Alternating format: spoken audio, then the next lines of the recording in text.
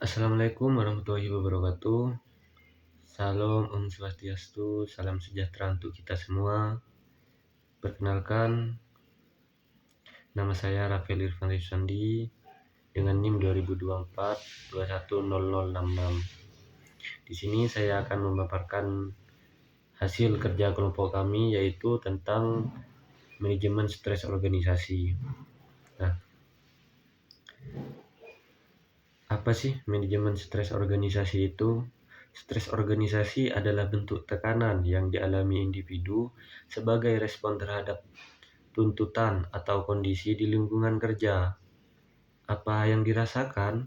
Nah, yang dirasakan itu adalah kecemasan, frustasi, dan kelelahan mental, seperti meningkatnya detak jantung, gangguan tidur, dan perubahan pola makan ataupun pola makan yang tidak teratur. Nah, stres dalam organisasi ini dapat dipicu oleh berbagai faktor seperti beban pekerjaan yang terlalu berat, dan kurangnya dukungan dari individu-individu lain ataupun atasan atau rekan kerja. Nah, dan adanya konflik antar pribadi yang banyak ditemukan di organisasi-organisasi yang ada di Indonesia sekarang. Nah, terus lanjut,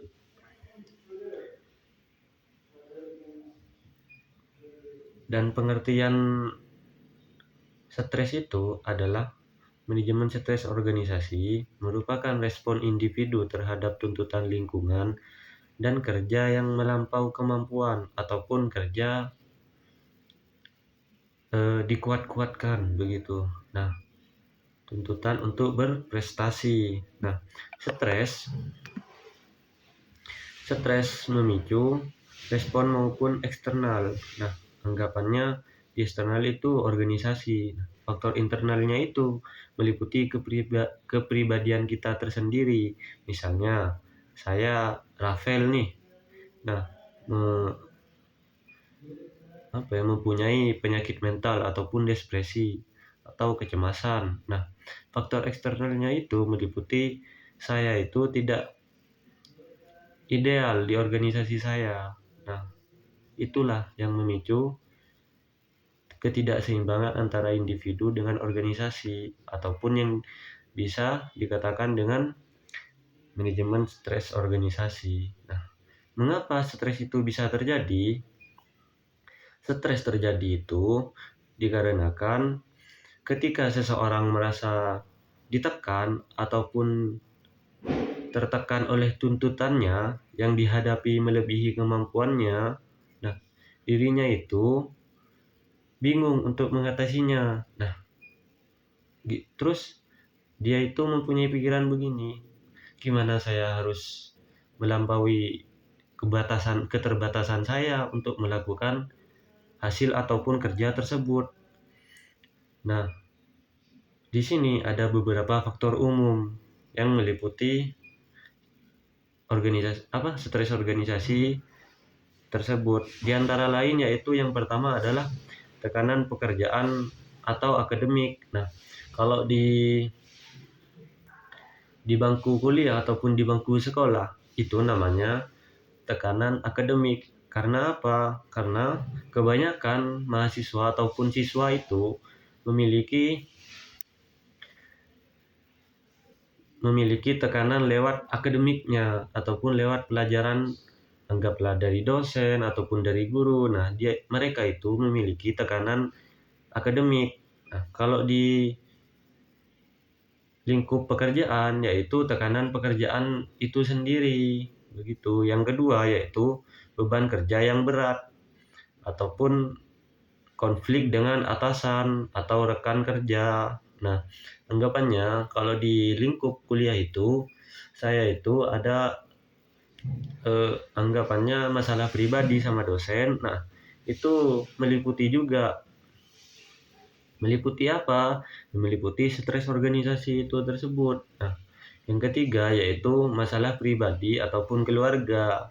Anggapannya saya memiliki masalah pribadi. Nah, saya itu menggiring masalah saya itu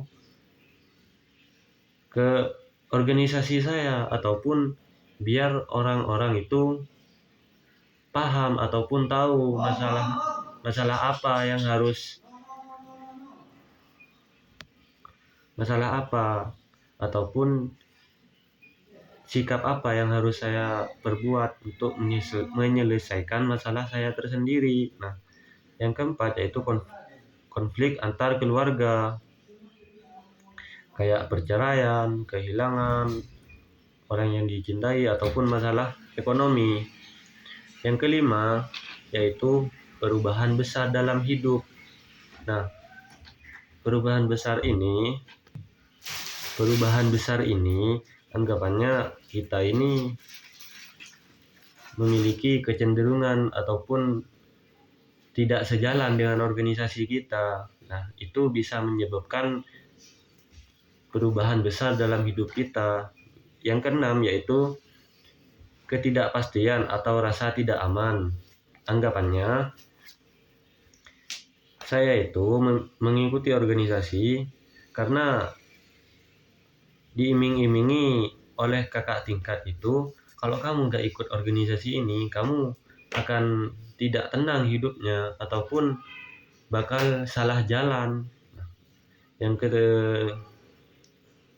ke-8 yaitu seperti ancaman pemutusan hubungan kerja atau yang disebut PHK. Nah, kebanyakan di lingkup pekerjaan itu mereka itu memilih cara seperti ini untuk memperbanyak individu-individu di dalam organisasi tersebut. Kalau nggak begitu, ya nggak ada individu yang mau masuk ke organisasi tersebut.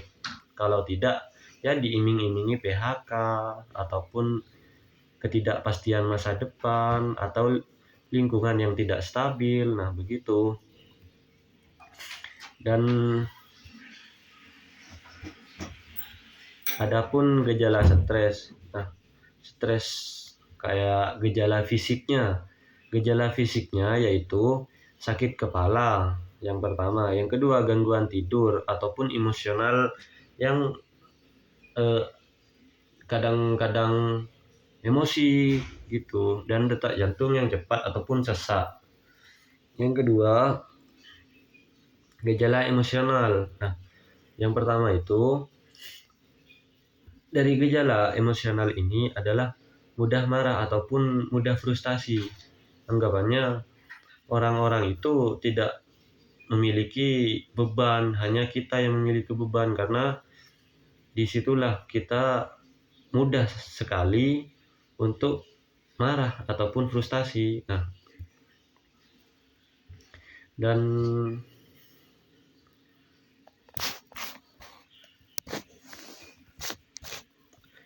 yang ketiga yaitu gejala kognitif yang meliputi sulit berkonsentrasi ataupun tidak fokus, dan yang kedua yaitu pikiran kacau atau sulit mengambil keputusan, seperti ini diambil enggak ya, ini baik enggak ya bagi saya yang. Nah, itu adalah contoh gejala kognitif. Nah, gejala perilaku yaitu meliputi menarik diri dari lingkungan sosial. Anggapannya kita ini introvert, kalau bahasa zaman sekarang tuh introvert gitu. Nah, lanjut.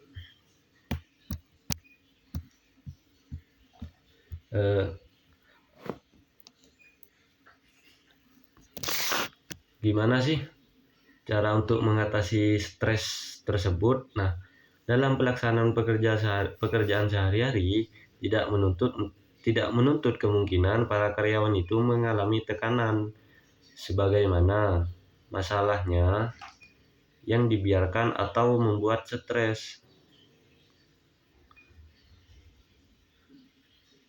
baik yang berkaitan dengan emosional maupun dengan perilaku, dapat menghambat produktivitas kerja ataupun ya keleletan kerja begitu. Nah, di sini para ahli sudah memaparkan beberapa fungsi konseling sebagai berikut.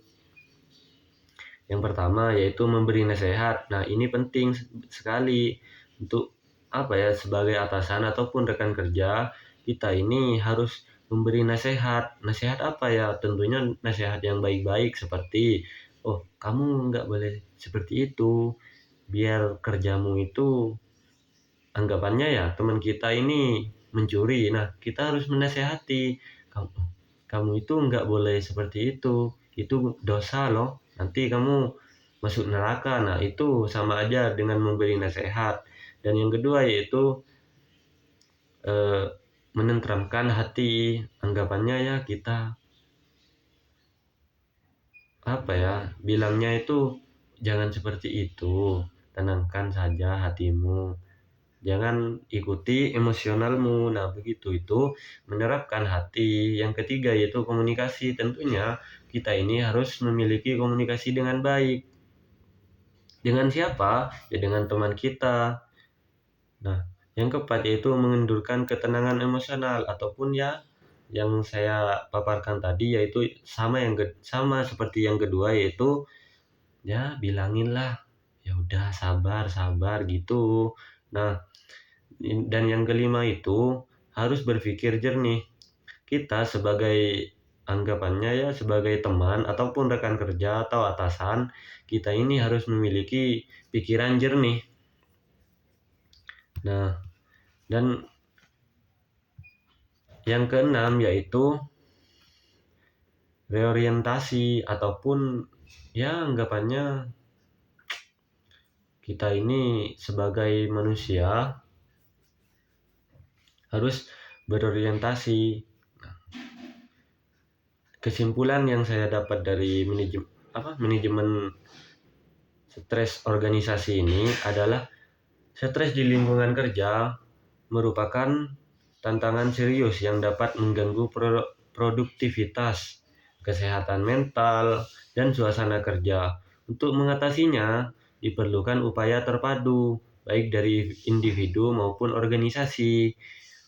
Individu dapat mengelola stres melalui manajemen waktu, pola hidup sehat, dan pendekatan positif terhadap pekerjaan.